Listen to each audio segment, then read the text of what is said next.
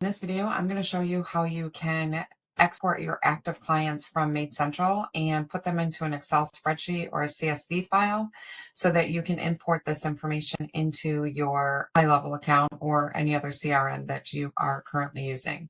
So I'm in Maid Central and I'm going to go to Company. I'm going to go to Campaigns. There's a couple things in here that do just to make sure that we're pulling out the correct data that you want for your CRM. So the first thing I would do is I would just push your last job date to, if you want to pull your entire database out of Maid Central, then pull it back to when you first started working for, or first started using Maid. Okay, so change this, sorry, my dog came in. Change this date back here to whatever date is appropriate from when you first started using Maid Central. For this video, I'm just going to push it back to October. And then here on the pending job count, I would just change this to like, it depends on how many jobs you actually have pending. So you could put, if you have a lot of clients, you could put 5,000 here. If you have, if you're doing under $1 million a year, maybe you could put 1,000 in here, because what it's going to do is it's actually going to pull all the pending jobs, and you want it to pull all your current active clients.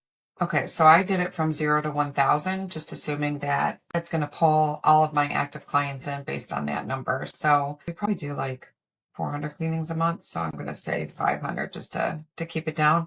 You do not have to put any notes in here because this does not export for you. And then just go ahead and hit search.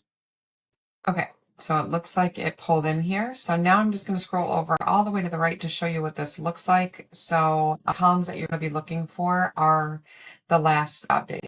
Okay, so you can see in here that it is going to pull a combination of your past clients and your current active clients. So I've already shown you in another video how just your cancel clients and look at the frequency.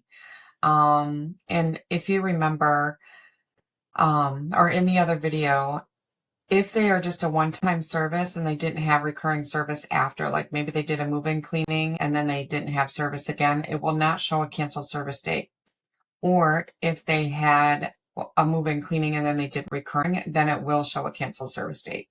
So you can see here that these two clients are every 2 weeks and every week, and it's going to show your start date and their last cleaning date, etc. But there's no cancel date. So this means that these are actually active clients. And then here you can see that this is a past recurring service and their last cleaning date was on 1/29. So when you pull this data in, match it up to either custom fields or a tag, and that should help you be able to market to segmented groups in your CRM. Thanks.